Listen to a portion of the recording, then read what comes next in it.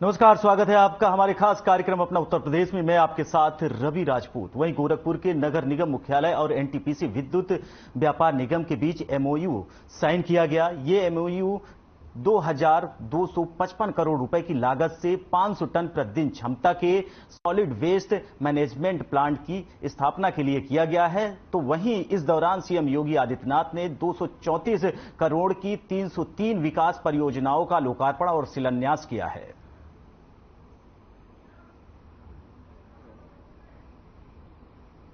आज के इस एमओयू हस्ताक्षर कार्यक्रम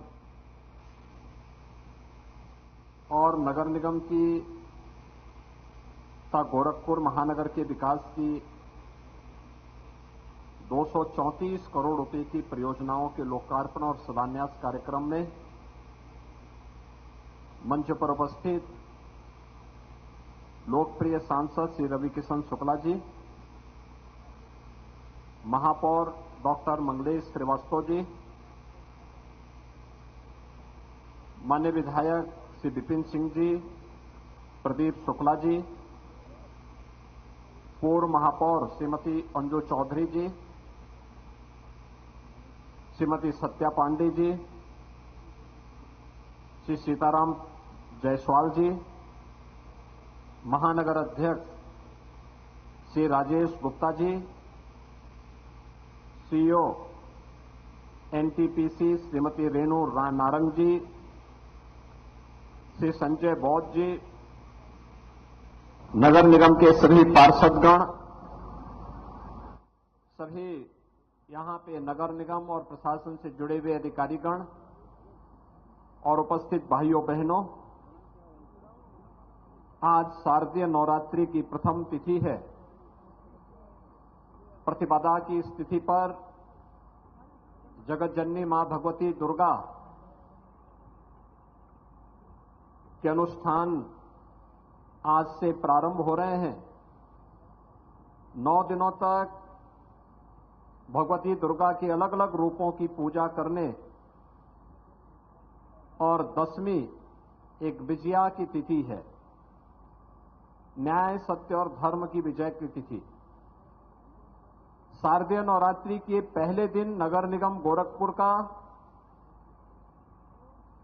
एक बहुत बड़ा कार्य जो नगरीय विकास की दृष्टि से अत्यंत मायने रखता है और स्मार्ट सिटी के लिए जिसकी एक महत्वपूर्ण भूमिका होती है, सॉलिड वेस्ट मैनेजमेंट के लिए एनटीपीसी के साथ एमओयू। मैं पूरे गोरखपुर वासियों को शारदीय नवरात्रि की बधाई देता हूं और महानगर वासियों को और सभी नगर निकायों से जुड़े हुए जितने भी हमारे नगर निकाय हैं, वहां का भी सॉलिड वेस्ट यानी जितना भी कूड़ा होगा, इन सभी को एनटीपीसी के द्वारा जो प्लांट लगाया जाएगा उसमें निस्तारित करने और वहां पे चारकोल बनाने, उससे सीएनजी बनाने, उससे बिजली बनाने का कार्य स्वयं इनके द्वारा होगा। इस पूरे कार्यक्रम के लिए मैं नगर निगम गोरखपुर और गोरखपुर के सभी महापौर, पार्षद और महानगर वासियों को, विभिन्न नगर पंचायत के नागरिकों को हृदय से बधाई देता हूं, अपनी शुभकामनाएं देता हूं। भाइयों बहनों, नगरीय विकास ये आज की आवश्यकता है। अगर भारत को दुनिया के अंदर एक इकोनॉमिक पावर बनना है, एक आर्थिक महाशक्ति के रूप में अपने आप को स्थापित करना है, उसमें से नगरीय विकास एक महत्वपूर्ण पक्ष है। रोजगार सृजन की संभावनाएं भी बढ़ती हैं और विकास के माध्यम से प्रत्येक नागरिक तक शासन की योजनाओं का लाभ भी आसानी से पहुंचाया जा सकता है। ये रोजगार और स्वावलंबन के आधार भी बन सकती है। लेकिन नगरीय क्षेत्र में अनियोजित और अवैज्ञानिक विकास की सोच ने वहां पर एक नई समस्या खड़ी कर दी थी। गंदगी के ढेर, आप किसी भी बड़े महानगर में आप चले जाइए, सबसे पहले आपके दर्शन होते थे एक बड़े से ढेर पर, एक बड़ी सी पहाड़ी पर, वो कूड़े का पहाड़ हुआ करता था। लेकिन आज प्रधानमंत्री मोदी जी ने स्वच्छ भारत मिशन के अंतर्गत जिस बड़े अभियान को आगे बढ़ा करके लोगों के जीवन में व्यापक परिवर्तन का उसे माध्यम बनाया, उनमें से नगरीय जीवन को स्वच्छ सुंदर बनाने के साथ साथ आधुनिक तकनीक का उपयोग करते हुए हम सब सॉलिड वेस्ट या किसी भी प्रकार के वेस्ट को वेल्थ में बदलने के लिए कार्य कर सकेंगे। इस दृष्टि से आज नगर निगम की ये पहल अत्यंत सराहनीय है और मुझे विश्वास है कि यह गोरखपुर को वास्तविक रूप से स्मार्ट सिटी के रूप में स्थापित करने में इसकी बड़ी भूमिका होगी। एनटीपीसी को इसके लिए मैं हृदय से धन्यवाद देते हुए इस पूरे कार्यक्रम के प्रति अपनी शुभकामनाएं देता हूं। भाइयों बहनों, हम सब इस बात को जानते हैं कि अब तक कूड़ा कलेक्शन या सॉलिड वेस्ट का उचित प्रबंधन न होने के कारण जितना भी कूड़ा निकलता था, जितना भी सॉलिड वेस्ट निकलता था, यह ऐसे ही कहीं फेंक दिया जाता था। अलग अलग, यानी गोरखपुर महानगर का भी एकला बंधे पर गिरा दिया जाता है, ऐसे ही महेसरा में गिरा दिया जाता है, कोई गुलरिया में गिरा देता है, कोई चोरी चौरा के पास, कोई बढ़लगंज के पास, कोई पिपराइच में, कहीं अलग अलग जगह, और 20 सड़क के किनारे यानी सड़क के एंट्री पॉइंट पर ही लोग गिराते थे। परिणाम क्या होता था? जो कोई भी आता था सबसे पहले एंट्री पॉइंट पर उसके दर्शन होते थे कूड़े से। वो देखता था कूड़ा, सिटी में कितना भी विकास आप करा लीजिए, वो उसमें पानी फिर जाता था। लोग बोलते थे देखो कितनी गंदगी है ये। उसी से ही वह सिटी के बारे में अंदाजा लगा लेता था कि देखिए साहब यहां स्वच्छता नहीं है। लेकिन अब जब ये पूरा कूड़ा कलेक्ट होकर के ट्यूब्स में बन करके और उस प्लांट में जाएगा, तो प्लांट वहां पर इसका उपयोग करेगा चारकोल बनाने में, कंपोस्ट बनाने में, वहां से सीएनजी बनाने में, उससे पावर जो बनेगी, बिजली जो बनेगी, इन सब के लिए इसका उपयोग हो जाएगा। और इसके बदले में नगर निगम गोरखपुर को अगले 25 वर्ष के अंदर 600 करोड़ रुपए से अधिक की बचत भी होने जा रही, यानी आम के आम और गुठली के दाम। आपको कूड़ा प्रबंधन के कार्य के लिए अपने खर्चे से जो प्लांट लगाते और उसको चलाने में जो खर्चा आता, उससे आपकी बचत हो गई। आपको केवल कूड़ा का कलेक्शन करना है और उसको वहां तक पहुंचाने में मदद करना है। बाकी प्लांट चलाने की जिम्मेदारी एनटीपीसी की, वहां के सारे खर्चे की व्यवस्था एनटीपीसी की। केवल एनटीपीसी को उस प्लांट को चलाने के लिए 500 टन कूड़ा प्रतिदिन चाहिए। अकेले गोरखपुर के अंदर ही, महानगर के अंदर ही 500 टन कूड़ा निकल जाता है। अगर हम फिर पिपराइच, चोरी चौरा, पीपीगंज, कैंपियरगंज, सैजनवा, उनवल, गोला, उर्वा बाजार, बढ़लगंज, इन सभी अन्य नगर निकायों को देखेंगे तो इन सभी नगर पंचायतों से भी जो कूड़ा आएगा यह 200-250 टन के आसपास आएगा। इन सभी को अगर हम कलेक्ट करके इस सॉलिड वेस्ट मैनेजमेंट से जुड़े हुए इस कार्यक्रम के साथ जोड़ सकेंगे तो सभी नगर निकाय साफ सुथरे दिखाई देंगे और नगर निकायों को स्मार्ट सिटी के रूप में स्थापित करने के प्रधानमंत्री जी के विजन को हम जमीनी धरातल पर उतारने में सहायता मिलेगी। और जो कोई भी गोरखपुर आएगा, एक तो उसके सामने अच्छा मैसेज होगा। अगर वो वाराणसी की तरफ से आ रहा है तो बढ़लगंज में कूड़ा नहीं दिखेगा, एकला में कूड़ा नहीं दिखाई देगा, नौसड़ में कूड़ा नहीं दिखाई देगा, लखनऊ की ओर से आ रहा है तो सैजनवा में कूड़ा नहीं दिखाई देगा, या फिर कहीं इधर आपका देवरिया की तरफ से आ रहा है तो चोरी चौरा में कूड़ा के दर्शन नहीं होंगे। कुशीनगर की ओर से आ रहा है तो नंदानगर के पास आपको कूड़ा के दर्शन नहीं होंगे। महाराजगंज की तरफ से आ रहा है तो गुलहरिया के पास कूड़ा के दर्शन नहीं होंगे। पीपीगंज की ओर से आ रहा है तो वहां पे आपको महेसरा में कूड़ा के दर्शन नहीं होंगे, बल्कि एक साफ और सुंदर गोरखपुर दिखाई देगा। तो यह हमारी शहर की पहचान होगी और उस पहचान से गोरखपुर के नागरिकों के प्रति लोगों के मन में एक सम्मान का भाव पैदा होगा। एक स्वच्छता में आपकी पहचान, दूसरा आधुनिक तकनीक का उपयोग करते हुए हम इस कार्यक्रम के साथ जुड़ेंगे। यहां का पैसा बचत होगा तो उसको विकास के विभिन्न कार्यों में उस पैसे का उपयोग किया जा सकता है। तीसरा, बिजली की बचत करने के लिए एनटीपीसी के माध्यम से जितने भी नगर निगम और सरकारी भवन होंगे वहां पे अपने खर्चे से सोलर पैनल लगाया जाएगा और सोलर पैनल से यानी जो बिजली पैदा होगी उस बिजली से जितना आप जलाएंगे उतने का ही आप पैसा देंगे। शेष जो अतिरिक्त बिजली उससे बनेगी वहीं देश भर में नवरात्रि की धूम है। मंदिरों में सुबह से ही माता के भक्तों की भीड़ नजर आ रही है। इसी कड़ी में लखनऊ में सूचना निदेशक ने अन्य अधिकारियों के साथ सूचना निदेशालय में नवरात्र के पहले दिन माता की मूर्ति स्थापित की, फिर पूजा अर्चना कर माता का आशीर्वाद लिया।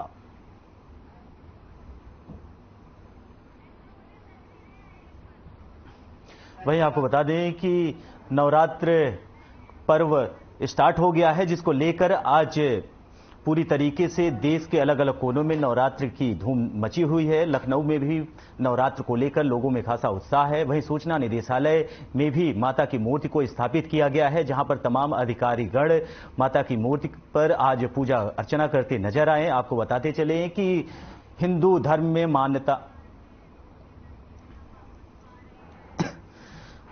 वहीं हर खबर पर हम आपको एक्सक्लूसिव तस्वीरें आपको दिखा रहे हैं। आपको बता दें कि लखनऊ के अलग अलग स्थानों पर माता की मूर्ति स्थापित की गई है और उसे लेकर लोगों में पूजा भाव है। वहीं आपको बता दें कि सूचना निदेशालय में माता की मूर्ति को स्थापित किया गया है, जहां पर पूजा अर्चना की जा रही है। तमाम अधिकारी मौके पे पहुंच रहे हैं और उसके बाद माता की मूर्ति पर सुबह से ही पूजा अर्चना शुरुआत है। आपको बता दें कि आज से नवरात्र का ये 9 दिन का जो पर्व है वो आज से शुरू हो चुका है, 9 दिन तक चलने वाला है। अलग अलग दिन अलग अलग देवियों का होता है, उसकी पूजा अर्चना होगी। वहीं हिंदू धर्म में, हिंदू मान्यताओं में माता के पर्व ये 9 दिनों का खास महत्व है। वहीं लोग इसमें 9 दिन का व्रत भी रखते हैं और अलग अलग तरीके से लोगों की मान्यता है। आपको बता दें कि लखनऊ में नवरात्र पर्व के शुरू होते ही लोगों में जश्न का माहौल है और लगातार देश भर के अलग अलग कोनों में भी आज माता का पहला दिन है, तो जिसे मूर्ति स्थापित की गई है और लोग पूजा अर्चना कर रहे हैं। आपको बता दें कि जिसमें पूजा अर्चना करने के लिए लखनऊ में अधिकारी से लेकर उनके तमाम जो परिवार है वो पहुंचे हैं। वहीं आपको बता दें सूचना निदेशालय में मूर्ति स्थापित की गई है, जहां पर तमाम अधिकारीगण पहुंचे हैं, उसके बाद वो पूजा अर्चना कर रहे हैं।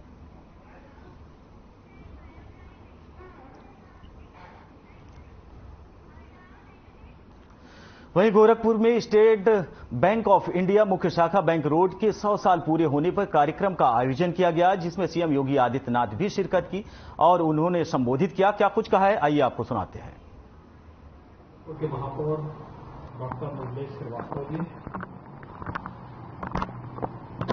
विधान परिषद सदस्य डॉक्टर धर्मेंद्र सिंह जी, माननीय विधायक श्री महेंद्र पाल सिंह जी, श्री प्रदीप शुक्ला जी, भारतीय स्टेट बैंक के महाप्रबंधक श्री आनंद विक्रम जी, उप महाप्रबंधक श्री संजीव कुमार जी, भारतीय जनता पार्टी के महानगर के अध्यक्ष श्री राजेश गुप्ता जी, भारतीय स्टेट बैंक के सभी अधिकारी और कार्मिकगण, गोरखपुर के हमारे सभी उद्यमी, व्यवसायी और स्टेट बैंक की व्यवस्था के साथ जुड़े हुए सभी उपस्थित भाइयों बहनों, शारदीय नवरात्रि की आप सबको हृदय से बधाई।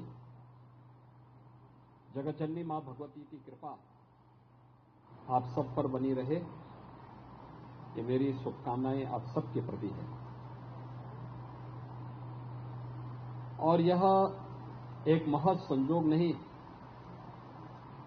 बल्कि 100 वर्ष पहले जब इंपीरियल बैंक ने अपनी पहली ब्रांच इस क्षेत्र की गोरखपुर में स्थापित की होगी, उन्होंने भी नहीं सोचा होगा कि 100 वर्ष के बाद जब 15 अक्टूबर 2023 को इस बैंक को 100 वर्ष पूरे होंगे तो उस दिन शारदीय नवरात्रि का पहला दिन होगा। हम सब जानते हैं 1806 में आज का जो भारतीय स्टेट बैंक है, यह इंपीरियल बैंक के रूप में, बैंक ऑफ कोलकाता के रूप में इसकी स्थापना 1806 में कोलकाता में होती है और इंपीरियल बैंक के रूप में इसने अपनी यात्रा प्रारंभ की। यानी आप देखेंगे इसकी यात्रा को अलग अलग क्षेत्रों में किस रूप में यह बढ़ता गया। 1806 में कोलकाता में, 1840 में मुंबई में, 1843 में मद्रास में और इंपीरियल बैंक ऑफ इंडिया 1921 में स्टेट बैंक की स्थापना 1 जुलाई 1955 को स्थापित होती है और फिर ये प्रक्रिया आगे बढ़ते बढ़ते आज यहां पर आपने देखा होगा कि किस प्रकार की एक लंबी यात्रा के साथ एक ब्रांच जो बनी थी गोरखपुर में, और उस समय यद्यपि प्रस्ताव यहां का जो इसके बारे में इंपीरियल बैंक के का प्रस्ताव गोरखपुर से जो गया था वह 1882 में जा चुका था, लेकिन बैंक के बोर्ड ने उसको खारिज कर दिया था क्योंकि उनको लगता था कि बैंक अपना खर्चा नहीं निकाल पाएगा। 1892 में फिर दूसरा प्रस्ताव जाता है तो वह कंसीडर तो होता है, लेकिन 1923 में इसकी सहमति मिलती है और 15 अक्टूबर 1923 को यह बैंक स्थापित होता है, जो गोरखपुर का आज मुख्य भारतीय स्टेट बैंक की जो मुख्य शाखा है, मुख्य भवन है, वह भारतीय स्टेट बैंक की यही भवन है जो आज से ठीक 100 वर्ष पहले गोरखपुर वासियों के लिए, इस कमिश्नरी वासियों के लिए यह बैंक यहां पर विकास की एक पायदान के रूप में सहयोग करने के लिए आगे बढ़ा था। आज अपनी 80 ब्रांच के साथ, 439 ग्राहक सेवा केंद्र के साथ, 236 एटीएम और कियोस्क के साथ, 21 लाख खातेधारकों के साथ और कुल 11,500 करोड़ रुपए के जमा पूंजी के साथ भारतीय स्टेट बैंक गोरखपुर में अपना कार्य कर रहा है। हम सब जानते हैं कि 2014 के बाद बैंकिंग सेक्टर में क्रांतिकारी बदलाव आए हैं और वह बदलाव किस रूप में देखने को मिले। प्रधानमंत्री जी ने भ्रष्टाचार पर प्रभावी अंकुश लगाने के लिए जिस एक व्यवस्था को आगे बढ़ाया, इसमें जनधन आधार के साथ जोड़ते हुए बैंक को उसके साथ लिंक कर दिया। आज कोई भी पैसा है, हम डीबीटी के माध्यम से इस धनराशि को सीधे लाभार्थी के खाते में पहुंचाते हैं। नगद लेन देन लगभग बंद हो गया है। यूपीआई आज दुनिया के अंदर सबसे बेहतरीन कार्य करने वाला एक व्यवस्था बन चुकी है, जो भारत की देन है। और इसलिए आज के इस अवसर पर जब भारतीय स्टेट बैंक की गोरखपुर की इस मुख्य शाखा के 100 वर्ष पूरे हो रहे हैं, बैंक की शानदार यात्रा के लिए मैं पूरे बैंक, इस भारतीय स्टेट बैंक को, गोरखपुर के जितने भी हमारे भारतीय स्टेट बैंक से जुड़े हुए अधिकारी हैं, कार्मिक हैं, इन सबको मैं हृदय से बधाई देता हूं, अपनी शुभकामनाएं देता हूं। गोरखपुर के विकास में भी इस बैंक की एक बड़ी भूमिका है। आज गोरखपुर में नए नए उद्यम लग रहे हैं, विकास के नए नए कार्य हो रहे हैं।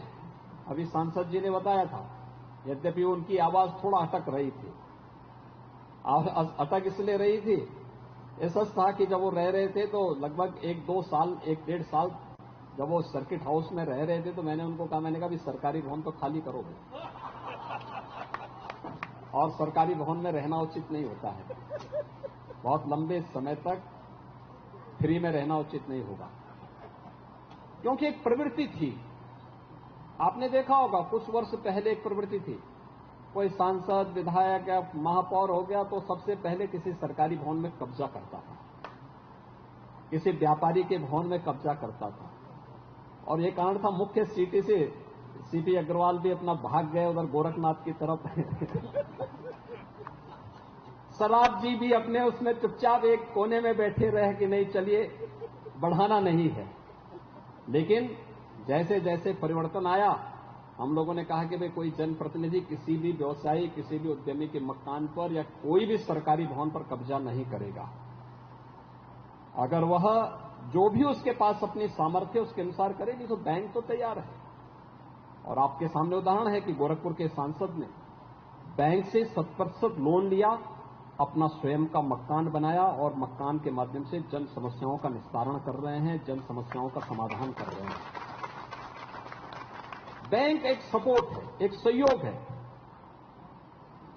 और वह पसीना उनको बैंक के इंटरेस्ट से आ रहा था। लेकिन उनको यह भी मालूम होगा कि जब इंटरेस्ट आता है तो इनसे सब सामाजिक कार्य भी होते हैं, जो आपने यहां पे देखा होगा। महिला स्वयंसेवी समूह को दिया जा रहा था, क्रेयॉन डिस्टिलरीज को भी लोन दिया जा रहा था, अन्य तमाम चीजों को एक सपोर्ट के रूप में वो कार्य कर रहा है, जिससे आप उस व्यवस्था को आगे बढ़ा सकें और फिर उस व्यवस्था के माध्यम से वे अपने सामाजिक कार्यक्रमों को भी आगे बढ़ा सकें, विकास की प्रक्रिया में भी अपना योगदान दे सकें। आज ये प्रक्रिया तेजी के साथ आगे बढ़ रही है। विकास के हर एक कार्य में बैंक पूरी मजबूती के साथ लग करके कार्य कर रहा है। उत्तर प्रदेश में आपने देखा होगा कि वर्तमान में बैंक से जो लेन देन हो रहा है, 2,62,00,000 किसान ऐसे हैं जिनको प्रधानमंत्री किसान सम्मान निधि का पैसा सीधे डीबीटी के माध्यम से आता है। 1,91,00,000 बच्चे ऐसे हैं जिन्हें हम 1,200 रुपये bag, books, shoes, sweater, uniform के लिए डीबीटी के माध्यम से उनके अकाउंट में भेजते हैं। 1 करोड़ परिवार ऐसे हैं जिनको हर महीने हम लोग डीबीटी के माध्यम से 1,000 रुपये पेंशन की राशि उनके अकाउंट में भेजते हैं। अगर बैंक के पास ये सुविधा नहीं होती और प्रधानमंत्री जी ने जनधन अकाउंट नहीं खुलाए होते तो ये काम नहीं हो पाते। इस सदी की सबसे बड़ी महामारी के दौरान जैसे हेल्थ वर्कर गांव-गांव में जाकर के आंगनवाड़ी, आशा, एएनएम या हॉस्पिटल में जितने पैरामेडिक्स थे, चिकित्सक थे, यह फ्रंट लाइनर वर्कर बनकर के वहां पे कार्य कर रहे थे, ऐसे ही बैंक ने भी काम किया। बैंक की शाखाएं खुली रही और बैंक का लेन देन निरंतर चलता रहा, यानी अपनी राष्ट्रीय प्रतिबद्धता को उस समय भी वो निर्वहन कर रहा था। और मुझे याद है बहुत बार मुझे जब उस समय बहुत सारे लोग ऐसे थे जिनका काम रुक गया, जिनके पास कोई कारोबार नहीं था, लॉकडाउन के दौरान उनको भरण पोषण भत्ता देने की एक कार्रवाई को जब हम लोगों को आगे बढ़ाना था तो उस दौरान मैंने बैंक से संपर्क किया कि क्या होगा। बैंक आए, उन्होंने कहा हम छुट्टी के दिन भी काम करेंगे। और रविवार का दिन, देखिए आज भी रविवार का दिन है, मां शारदीय नवरात्रि का पहला दिन भी है। याद करिए जब आज से 100 वर्ष पहले बैंक खुला होगा तब लोगों ने सोचा भी नहीं होगा कि जब 100 साल के बाद यह कार्यक्रम होगा तो उस दिन शारदीय नवरात्रि भी होगी और रविवार का दिन भी होगा, क्योंकि रविवार का दिन है, सभी लोग अपना काम छोड़ करके एक जगह इकट्ठे होकर के इस आयोजन में शामिल हो पा रहे हैं। नहीं तो अगर अवकाश का दिन नहीं होता, सभी लोग अपने अपने कार्य में व्यस्त होते, अपने अपने बैंक के व्यवस्था के साथ जुड़े होते। लेकिन एक महज संजोग नहीं है, यह ईश्वरीय कृपा है और बैंक के द्वारा इस दौरान किए गए तमाम प्रकार के विकास और लोकोपयोगी कार्यों का परिणाम है। फिलहाल इस बुलेटिन में हमारे साथ इतना ही। नमस्कार।